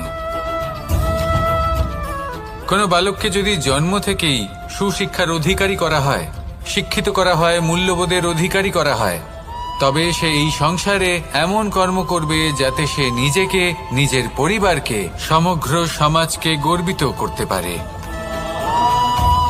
শিক্ষা লাভ করুন, মূল্যবোধ লাভ করুন এবং আমার সাথে ভালোবেসে বলুন, রাধা রাধা। আমাদের সকলের জীবনে একটা লক্ষ্য থাকে যেটা আমরা লাভ করতে চাই। ঠিক যেন একটা প্রতিস্পর্ধা বিদ্যমান যে কে সব থেকে আগে নিজের লক্ষ্যে পৌঁছতে পারবে। আর সেই জন্য আমরা সকলেই খুব তাড়াতাড়ি এগোতে চেষ্টা করি, বড় এবং দীর্ঘ পদক্ষেপ ফেলি, যাতে তাড়াতাড়ি নিজের লক্ষ্যে পৌঁছতে পারি। কিন্তু এক অত্যন্ত গুরুত্বপূর্ণ বিষয় আছে, সবসময় লক্ষ্য সামনে থাকবে না, কখনো কখনো তা খুঁজতে হয়। এই যাত্রা খুব কঠিন হতে পারে, আর ঠিক এই কারণেই সবসময় দ্রুত গতিতে চলা বা তাড়াতাড়ি পথে চলা সেটা আবশ্যক নয়। তার থেকেও বেশি গুরুত্বপূর্ণ হলো ভেবেচিন্তে তারপর পথ চলা। যদি ভেবেচিন্তে পদক্ষেপ ফেলেন, চলতে পারেন, তাহলে সেটাই সর্বশ্রেষ্ঠ পদক্ষেপ। কখন কোন দিকে যেতে হবে, কখন কোথায় দিক পাল্টানো যাবে না, কখন গতি বেশি রাখতে হবে, কখন কম, কখন থামবো, কখন চলবো, এই সব কিছুর বিষয়ে জ্ঞান অত্যন্ত গুরুত্বপূর্ণ এবং ভেবে চিন্তে চলতেই হবে। সেই জন্য শুধু তীব্র গতিতে সামনে এগোলে চলবে না, ভাবনা চিন্তা করে এগোতে হবে। আসুন আমার সাথে ভালোবেসে বলুন, রাধা রাধা। পায়েস হলো আমার বিশেষ প্রিয়। এর মধুর স্বাদ মনকে প্রফুল্ল করে তোলে। ছোটবেলায় মা আমার জন্য পায়েস বানাতেন এবং আমাকে বলতেন যে গরম থাকতে থাকতে খেয়ে নে কানাই, ঠান্ডা হয়ে গেলে ভালো লাগবে না। কিন্তু আমিও দুষ্টু ছিলাম, ঠান্ডা হওয়া পর্যন্ত অপেক্ষা করতাম, আর ঠান্ডা হয়ে যাওয়ার পরে মার কাছে যেতাম আর ওনাকে বলতাম যে মা, পায়েস তো ঠান্ডা হয়ে গেছে, এটা গরম করে দিন। তখন মা হাসতেন আর বলতেন যে পায়েস না হয় আমি আবার গরম করে দেব কানাই, কিন্তু এর মধুর স্বাদ, সেই মিষ্টত্ব, সেই সুবাস, সেটা আবার ফিরে আসবে না। কথাটা সত্যি। আর এই সত্যটাই আমাদেরও জীবনের সত্য। আমাদের জীবনের মধুর সম্পর্কগুলি, এতে যখন কটুভাব প্রবেশ করে তখন সেই মিষ্টত্ব ফিরিয়ে আনা প্রায় অসম্ভব ব্যাপার হয়ে যায়। আপনি চেষ্টা করে সেই সম্পর্ক ঠিক করতেই পারবেন, তার জন্য অগাধ পরিশ্রম করতে হবে, কিন্তু আবার সেই মিষ্টত্ব কখনো ফিরে আসবে না। সেই জন্য আপনার জীবনের যে মধুর সম্পর্ক আছে, যতটা সম্ভব চেষ্টা করুন তাতে মিষ্টত্ব বজায় রাখতে। কটুভাব আসতে দেবেন না। আসুন আর আমার সাথে মধুর স্বরে বলুন, রাধা রাধা। শব্দ, শব্দ আসলে কি? শুধুই কয়েকটি অক্ষরের সমষ্টি, নাকি আমাদের বাণী? এই শব্দ এমন এক শক্তি যা কাউকেই নিজের বশবর্তী করে ফেলতে পারে। শব্দ এমন এক অস্ত্র যা কাউকে ক্ষত বিক্ষত করে দিতে পারে। এই শব্দ হলো একটি নাদ স্বরূপ যা কোনো ঘুমন্ত ব্যক্তিকেও জাগিয়ে তুলতে পারে এবং নিজের লক্ষ্যের দিকে অগ্রসর করতে পারে। শব্দে এত শক্তি আছে যে কারোর মনে এতটা আঘাত দিতে পারে যে সে হয়তো জীবনে আর কখনো এগোতেই পারল না। তাহলে এই শব্দের প্রয়োগ খুব ভেবেচিন্তে করবেন। এবং এই শব্দের মতোই হলো নীরবতা। অনেক সময় এই নীরবতা আমাদের সহায়ক হয়ে ওঠে। অনেক সময় এটা আমাদের অনুশোচনাকে অনেক বেশি বাড়িয়ে তুলতে পারে। ভীষ্ম পিতামহ, অঙ্গরাজ কর্ণ, যখন দ্রৌপদীর বস্ত্রহরণ হচ্ছিল তখন এনারা নীরব ছিলেন। দুর্যোধনের বিরোধিতা করেননি, ওকে বাধা দেননি। আর তারপর কি হলো সেটা আপনারা সকলে জানেন। দেখতে গেলে নীরবতা চুপ করে থাকা, কিন্তু যদি কোনো দুষ্টের সামনে চুপ করে থাকেন, যদি তার বিরোধিতা না করতে পারেন, তাহলে এই নীরবতাই অনেক বড় পাপের আকার ধারণ করে। মনে রাখবেন আর আমার সাথে ভালোবেসে বলবেন, রাধা রাধা। আভূষণ, কার না ভালো লাগে এই আভূষণ? আমরা পরিশ্রম করি, ধন অর্জন করি আর আভূষণ কিনে থাকি, কখনো নিজের জন্য, কখনো বা তাদের জন্য যাকে আমরা ভালোবাসি, বা তাদের জন্য যাকে আমরা সম্মান করি। হয়তো সেই জন্যই সীতা চূড়ামণি ধারণ করেছিলেন এবং আমি সামন্তকমণি। কিন্তু এটাই কি সেই প্রকৃত আভূষণ যা আপনার মূল্য বৃদ্ধি করে? না। শ্রীরামের আভূষণ হলো ওনার নম্র ভদ্র ব্যবহার। মাতা সীতার আভূষণ হলো ওনার সততা, ওনার নিষ্ঠা, ওনার ত্যাগ। অর্জুনের আভূষণ ছিল ওনার একাগ্রতা। রাধার আভূষণ ওনার প্রেম। এই আভূষণ কোথাও নেই, আপনার মনে আছে। যদি আপনার মনে মিষ্টতা থাকে, তা শান্ত হয়, তাতে সততা থাকে, নিষ্ঠা থাকে এবং প্রেম থাকে, তাহলে আপনার অন্য আর কোনো আভূষণের কোনো প্রয়োজন নেই। আপনি যতই ভিড়ের মাঝে থাকুন, আপনার ঔজ্জ্বল্য চোখে পড়বে। আসুন আর আমার সাথে ভালোবেসে বলুন, রাধা রাধা। এই সংসারের সবথেকে বড় সত্যি হলো জন্ম এবং মৃত্যু, কিন্তু আরো বড় একটা সত্য আছে, মিত্র এবং শত্রু, যা আমাদের সকলের জীবনে থাকে। মিত্র সে যে আমাদের সঙ্গ দেয় এবং সংসারের সবথেকে উঁচু শিখরে আমাদের নিয়ে যায়, এবং শত্রু সে যে যে কোনো মুহূর্তে যে কোনো শিখর থেকে আমাদের নিচে ফেলে দিতে পারে। এবার বিচিত্র ব্যাপার হলো এটাই যে আমরা নিজেরাই এদের সাথে নিয়ে চলি, নিজেরাই এদের পালন করি। তা কি করে? প্রথমে বুঝুন এই মিত্র এবং শত্রু কারা। আপনার নিজের মন, আর কেউ নয়। এই মনই হলো মিত্র যখন তাতে ভারসাম্য বজায় থাকে, তা নিয়ন্ত্রিত থাকে, তা পবিত্র হয়। কিন্তু যদি এই মন অনিয়ন্ত্রিত হয়ে পড়ে, যদি আপনাকে সে নিয়ন্ত্রণ করতে শুরু করে, তখন সেই আপনার সবথেকে বড় শত্রু হয়। সেই জন্য এই মনের ওপর নিয়ন্ত্রণ রাখতে শিখুন, এতে ভারসাম্য বজায় রাখতে শিখুন। তাহলে আপনি এমন এক বন্ধুকে পাবেন যে আপনাকে এই সংসারের শিখরে পৌঁছে দেবে। আসুন আমার সাথে ভালোবেসে বলুন, রাধা রাধা। ঈশ্বর আসলে কে? সংসারের বেশিরভাগ মানুষের কাছে ঈশ্বর হলেন এই সংসারের রচয়িতা, পালনকর্তা। কারোর কাছে উনি জ্ঞাতা, কারোর কাছে উনি হলেন আস্থার প্রতীক, আবার কারোর জন্য শুধুমাত্র অন্ধ বিশ্বাস।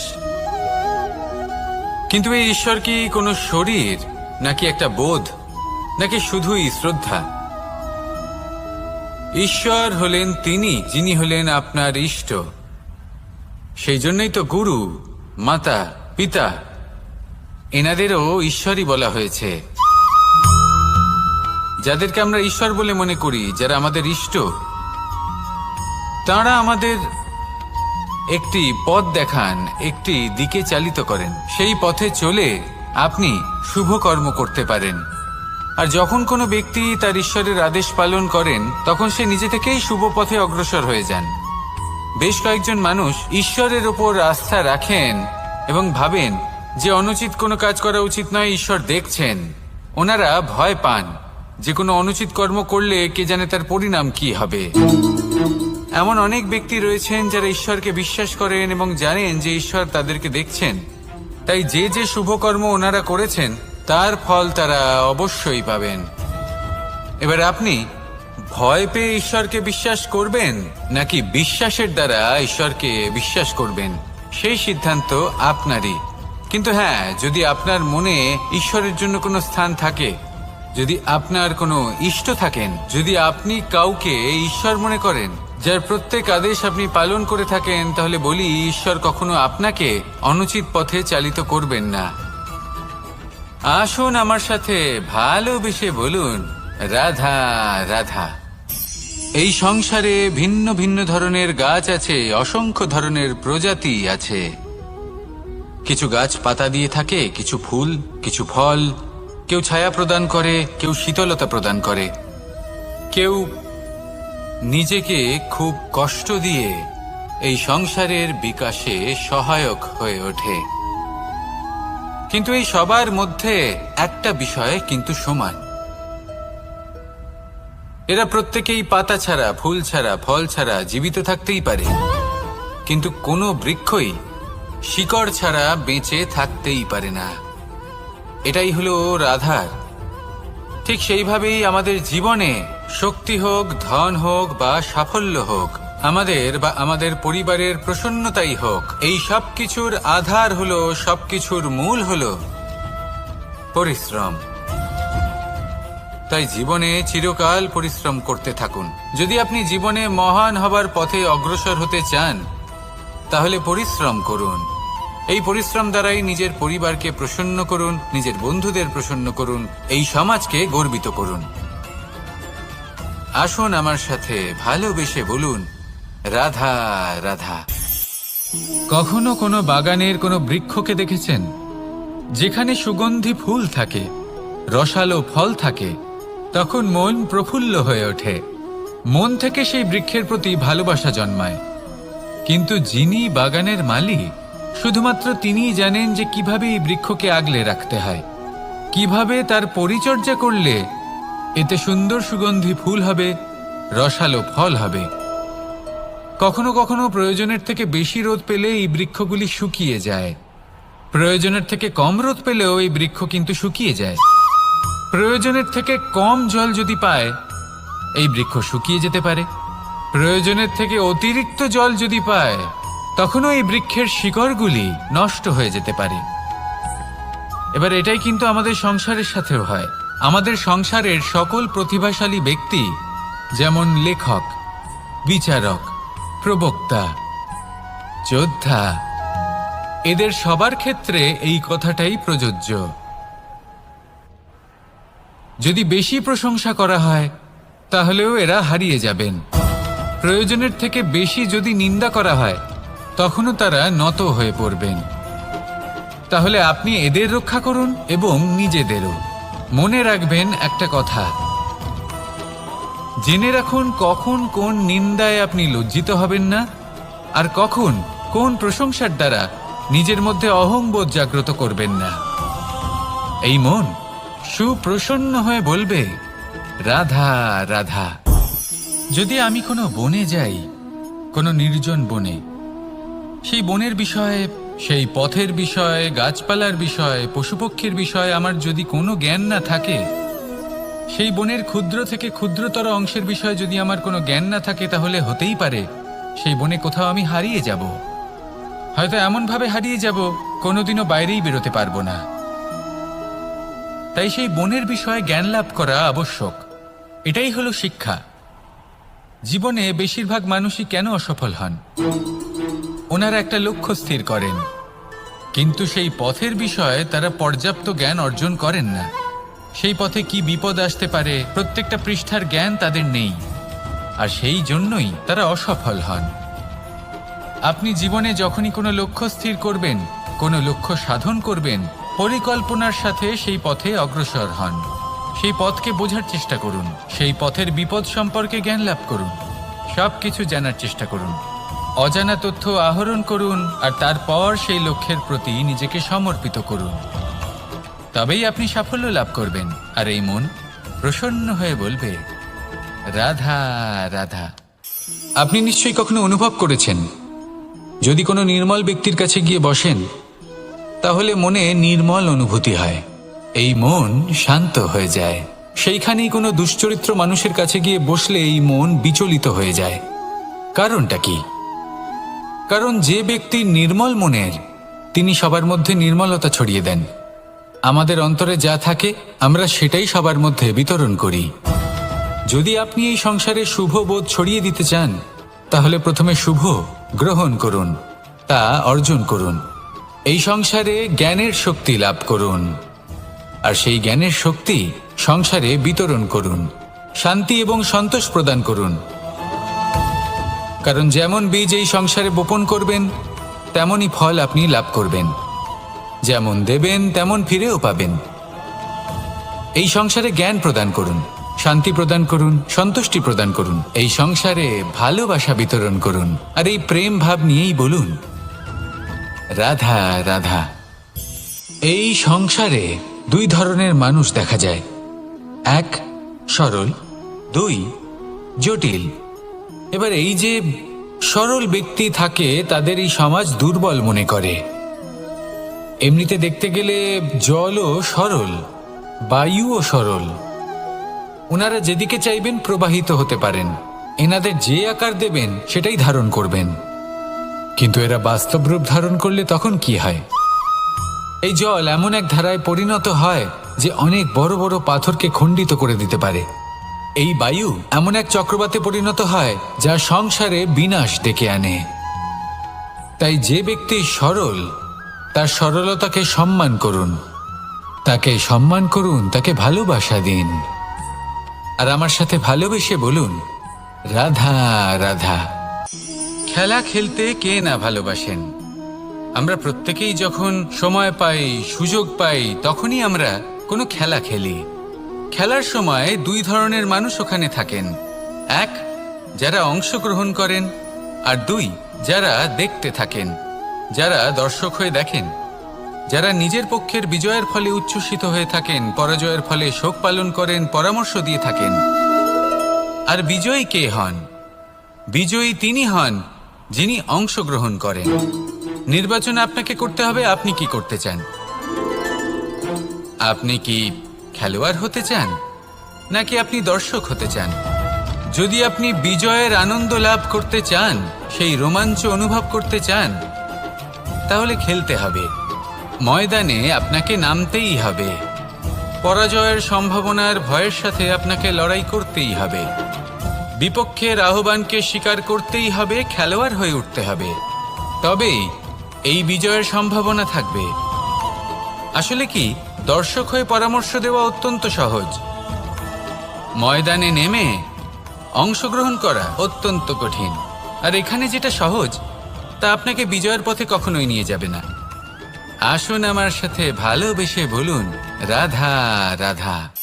এই সংসারে মানুষ জন্মগ্রহণ করেন, বড় হতে থাকেন, পুরুষার্থ লাভ করেন, অর্জন করেন। অর্জন করা আসলে কি? বেশিরভাগ মানুষ বলেন অর্জন করা অর্থাৎ ধন সম্পত্তি অর্জন করা।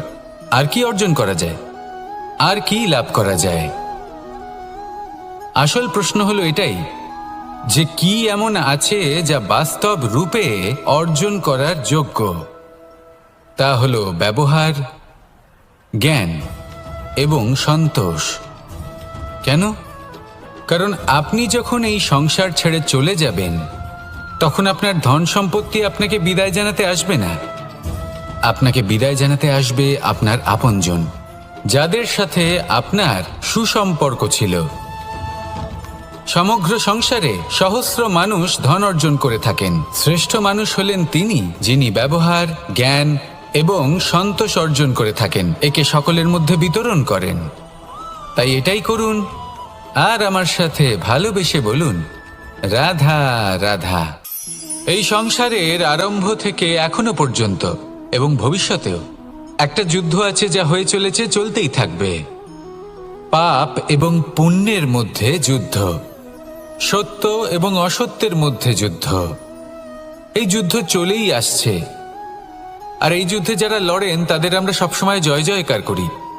আর যারা এই জয় জয়কার করেন তাদের প্রত্যেকের একটা বিশেষ গুরুত্ব থাকে।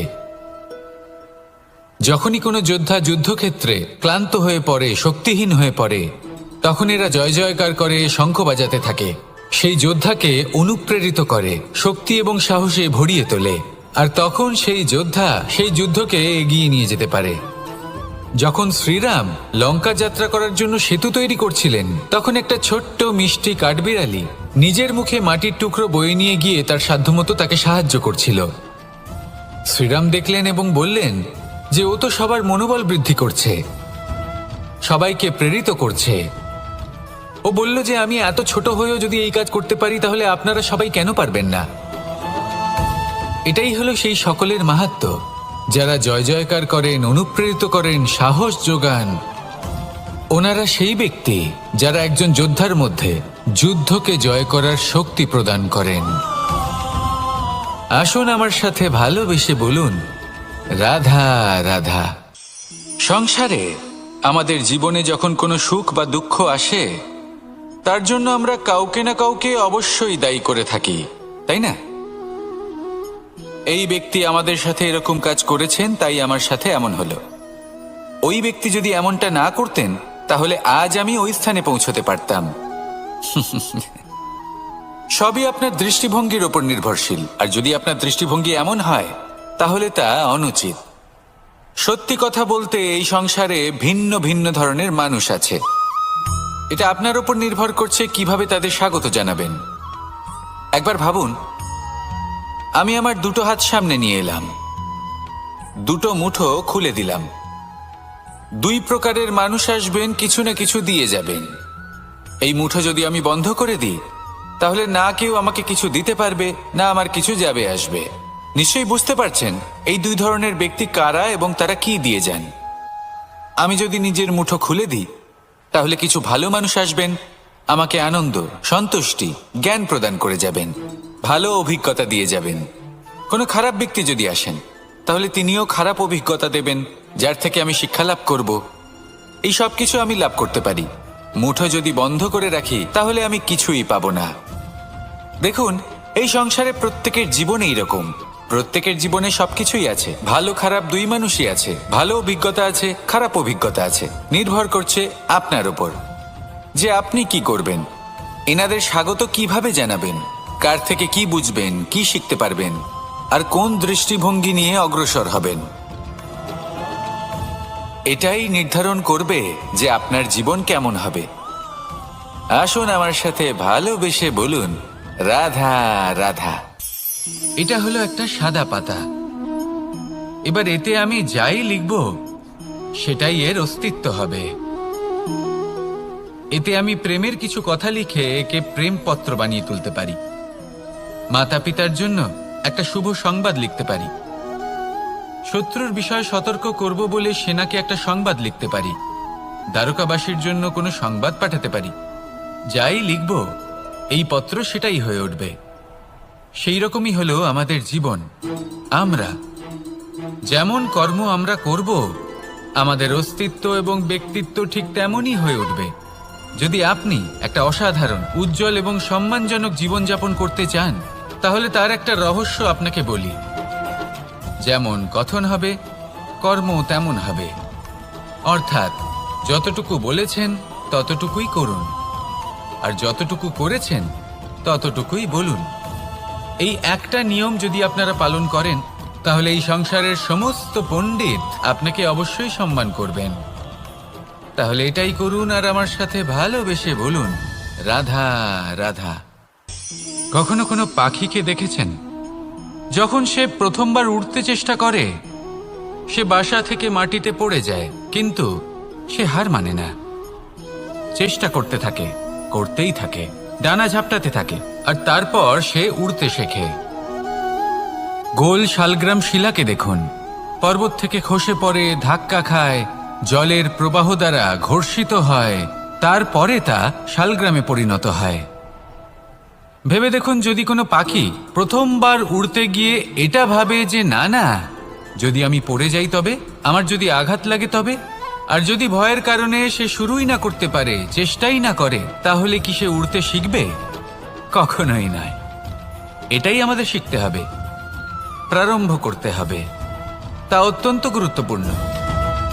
যখন আমরা কিছু শুরু করি তখন ভয় করে, কিন্তু যদি এটা না করেন, জীবনে কখনো সামনে এগোতেই পারবেন না। হতেই পারে প্রারম্ভ করার পরে আপনি পড়ে যাবেন, বারবার নিচে পড়ে যাবেন, কিন্তু যদি নিরন্তর চেষ্টা করতে থাকেন, তাহলে একদিন না একদিন আপনি অবশ্যই সফল হবেন। এই শুরু করাটাই সব থেকে বেশি কঠিন। এর দ্বারা ভয়ভীত হবেন না। আসুন আর আমার সাথে ভালোবেসে বলুন, রাধা রাধা। যদি আমি আমার চোখ বেঁধে কোনো একটা নির্দিষ্ট দিকে নিজের সমস্ত শক্তি প্রয়োগ করে ছুটে যাই, তাহলে কি হবে? আমি কোথাও ধাক্কা খেতে পারি, নিজের ক্ষতি করতে পারি, কোথাও পড়ে যেতে পারি, তাই না? অর্থাৎ এটা নিশ্চিত এই কাজ আমার করা উচিত নয়। কিন্তু আজকের দিনে প্রত্যেকটা মানুষ এই কাজই করছেন, তাই না? কোনো কাজ করার পূর্বে সেই কাজের বিষয়ে সম্পূর্ণ তথ্য কোথায় সংগ্রহ করছেন? শুধু এটুকু জানেন যে এই কাজটা করলে কত ধন অর্জন করবেন আর কত নাম হবে, আর ব্যাস সামনে এগিয়ে যান। এটা উচিত নয়। পূর্ণরূপে যে কোনো কাজ করার আগেই সেই কাজের বিশ্লেষণ করে নেওয়া উচিত, তা বুঝে নেওয়া উচিত, এবং সেই বিষয়ে অবশ্যই খেয়াল রাখা উচিত যে আপনার শরীর এবং আপনার মন এই কাজ করার জন্য কি প্রস্তুত রয়েছে। যদি তা না হয়, তাহলে প্রথমে নিজেকে শুধরে নিন, তারপরে সেই কাজ করুন। যদি এইভাবে জীবনে সামনে এগোন, তাহলে সাফল্যের সম্ভাবনা জীবনে অনেক বেশি বেড়ে যাবে। তাহলে এটাই করুন আর আমার সাথে ভালোবেসে বলুন, রাধা রাধা। এই সংসারের সব থেকে বড় যোদ্ধা কে? কেউ বলবেন অর্জুন, কেউ বলবেন ভীম, কেউ বলবেন হনুমান, আদি ইত্যাদি। কিন্তু এই সংসারের সব থেকে বড় যোদ্ধা আপনার মনের ভেতরে আছে, আপনার মনের মধ্যে আছে। সেই ব্যক্তি সব থেকে উঁচুতে পৌঁছতে পারেন যিনি নিজের অন্তরের খামতি বুঝতে পারেন, নিজের দোষ বুঝতে পারেন, তার সাথে লড়াই করেন এবং তার উপর বিজয় লাভ করেন। যে ব্যক্তি এটা শিখতে পারেন, যে ব্যক্তি এটার উপর জয়লাভ করতে পারেন, তিনি হলেন সব থেকে বেশি শক্তিশালী, সব থেকে বেশি বীর এবং সব থেকে বেশি পরাক্রমী ব্যক্তি। আমরা সকলে এই সংসারকে পাল্টাতে চাই। তার জন্য প্রথম পদক্ষেপ আপনাকে নিতে হবে, নিজেকে দোষমুক্ত করতে হবে। যদি মানুষ নিজের অন্তরের দোষ বুঝতে পারেন এবং নিজেকে দোষমুক্ত করতে পারেন, তাহলে এই সংসার নিজে থেকেই দোষমুক্ত হয়ে যাবে, তাই না? তাহলে নিজেকে দোষমুক্ত করুন আর আমার সাথে ভালোবেসে বলুন, রাধা রাধা। মানুষের জীবন সবসময় ন্যায় আর অন্যায়ের মাঝে ঘুরপাক খেতে থাকে। প্রত্যেক মানুষের মনে হয় কোথাও না কোথাও তার সাথে অন্যায় হচ্ছে, কেউ বলেন যে ভাগ্য আমার সাথে অন্যায় করেছে, কেউ আবার বলেন এই সংসার আমার সাথে অন্যায় করেছে। আর প্রত্যেকেই ন্যায় বিচার চাইতে বৈঠক দাবি করে বসেন। কখনো এই বিচার গৃহে যান, আবার কখনো ওই বিচার গৃহে। যদি সত্যি কথা বলি, এই সংসারের সব থেকে বড় বিচার গৃহ আপনার কাছেই রয়েছে, আপনার মন। আপনার মনই হলো সব থেকে বড় বিচার গৃহ। এ খুব ভালো করেই জানে কি শুদ্ধ আবার কি অশুদ্ধ, এর শুভ অশুভর জ্ঞান রয়েছে, এ সব জানে। দেখতে গেলে প্রত্যেকটা মানুষ যদি নিজের মনের কথা শোনেন, তাহলে তিনি ভালোভাবেই বুঝতে পারবেন তিনি কি উচিত করেছেন আর কি অনুচিত। দিনে একবার রাত্রের নিদ্রায় যাওয়ার পূর্বে নিজের সাথে বসুন, চোখ বন্ধ করুন আর বিচার করুন আজ আপনি কি উচিত করেছেন আর কি অনুচিত। আপনার মন সঠিক বিচার তখনই করে দেবে। আসুন আমার সাথে ভালোবেসে বলুন, রাধা রাধা। আপনি কখনো কোনো পাথরের বুক চিরে বয়ে চলা কোনো নদী দেখেছেন? পাথর নদীর সামনে নত হয়ে যায়, তাকে বাধা দিতে চেষ্টা করে কিন্তু কখনো বাধা দিতে পারে না। এই নদী হলো ততটাই শক্তিশালী, কিন্তু এর আরম্ভ কোথা থেকে হয়? দূরে কোথাও কোনো পর্বতের চূড়াতে এক বিন্দু জল ঝরে পড়ে আর তার সাথে হিম গলিয়ে দেয়। তারপর জলের শক্তি বৃদ্ধি পায়, তারপর অনেক বিপদের সম্মুখীন হয় আর অনেক ধরনের বাধা সে অতিক্রম করে। তার শক্তির এতটাই বৃদ্ধি হয় যে তাকে বাধা দেওয়া একেবারেই অসম্ভব ব্যাপার হয়ে যায়। দেখুন, নদী তো মহান বটেই, কিন্তু তাকে মহান করে তুলেছে কে? সেই সকল বিপদ যার থেকে ও কখনো পালায়নি। সেইভাবেই আমাদেরও বিপদ থেকে পালিয়ে গেলে হবে না, তার সম্মুখীন হতে হবে সাহসের সাথে, পূর্ণ শক্তি প্রয়োগ করে। তবেই আমরা শিখতে পারবো, তবেই আমরা সামনে এগোতে পারবো। যদি আপনি জীবনে কুন্দন হয়ে উঠতে চান, তাহলে জ্বলন সহ্য করতেই হবে। আসুন আমার সাথে ভালোবেসে বলুন, রাধা রাধা। এ হলো গোলাপ ফুল। একে আমরা সকলেই চিনি। সমগ্র সংসার ভালোবাসে এই পুষ্পকে। এই ফুল দেখতেও সুন্দর। সবথেকে বেশি গুরুত্বপূর্ণ কথা হলো এর সুগন্ধ, যা দূর দূরান্ত থেকে ব্যক্তিদেরকে আকৃষ্ট করে। এই সুন্দর পুষ্প একটু মন দিয়ে দেখলেই দেখা যায় এর নিচে কাঁটা রয়েছে। এই সংসার বলে, এ প্রকৃতির কেমন রচনা, এত কোমল পুষ্প, এটা কি তীক্ষ্ণ কাঁটা সহ প্রস্ফুটিত হয়? এটাই হলো জীবনের সত্য। আমাদের অন্তরের সদ্গুণ, সেগুলিও এই ফুলের মতোই সুন্দর। সংসারের সৌন্দর্য দেখতে পায়, এর সুগন্ধ চতুর্দিকে ছড়িয়ে পড়ে। কিন্তু এই সদ্গুণ জাগ্রত করে তোলার জন্য কঠোর পরিশ্রম করতে হয়, প্রতিনিয়ত চেষ্টা করে যেতে হয়।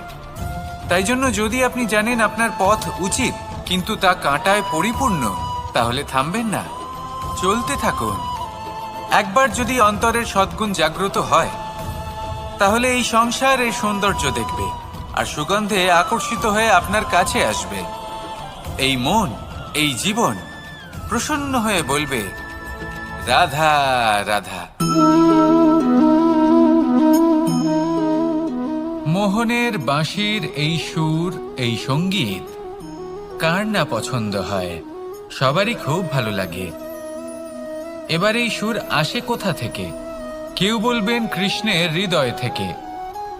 সত্য কথা, এই সুর হৃদয় থেকে নির্গত হয় এবং প্রকট হয় এই বাঁশি থেকে। এই বাঁশিটাকে দেখুন, এই ছিদ্রগুলি দেখুন, প্রত্যেকটা সুর থেকে নিজস্ব একটা স্বর নির্গত হয়।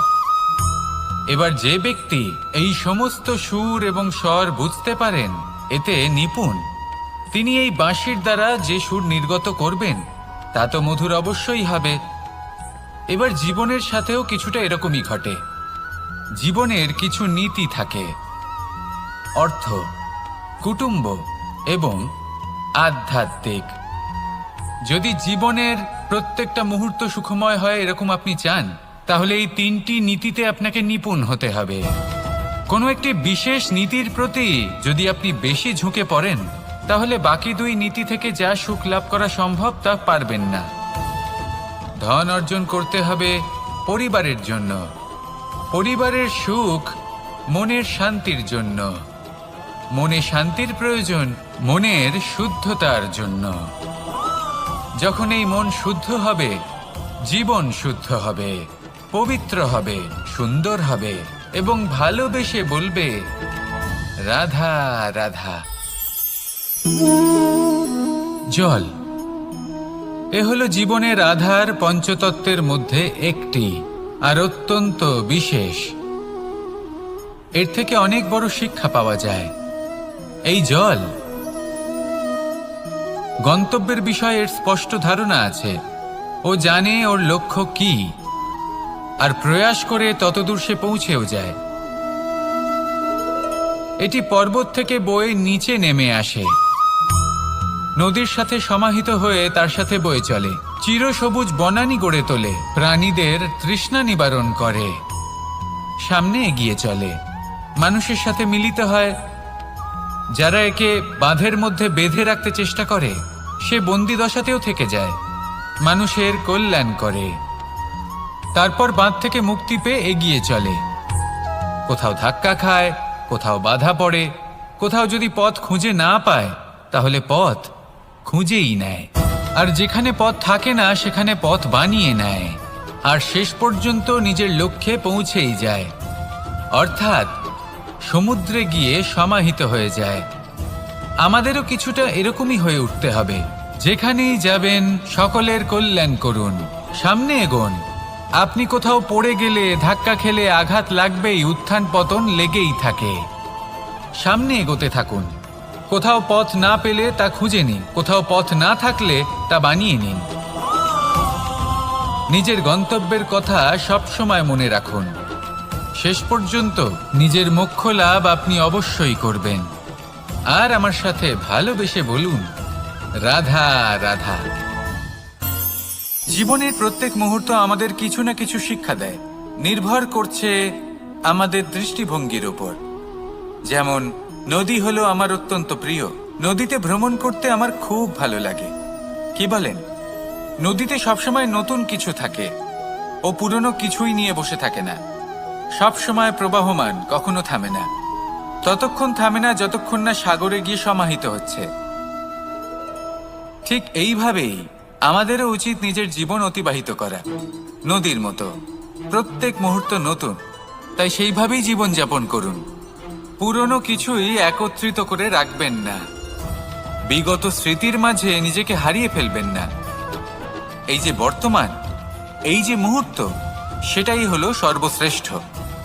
এর মাঝেই জীবন যাপন করুন, নদীর মতো প্রবাহমান হতে শিখুন। আপনি শিখে গেলে তাহলে মনে রাখবেন, আমার আপনার মাঝে বিচরণ করতে বড়ই ভালো লাগবে। যে ব্যক্তি আনন্দের সাথে জীবনের প্রত্যেকটা মুহূর্ত অতিবাহিত করে, কোনো চিন্তা ছাড়াই প্রবাহমান হয়, কখনোই থামে না, যতক্ষণ না মুক্তি লাভ করছেন, এমন ব্যক্তির মধ্যেই রাধাকৃষ্ণ বসবাস করেন। তাহলে আসুন আমার সাথে ভালোবেসে বলুন রাধা রাধা।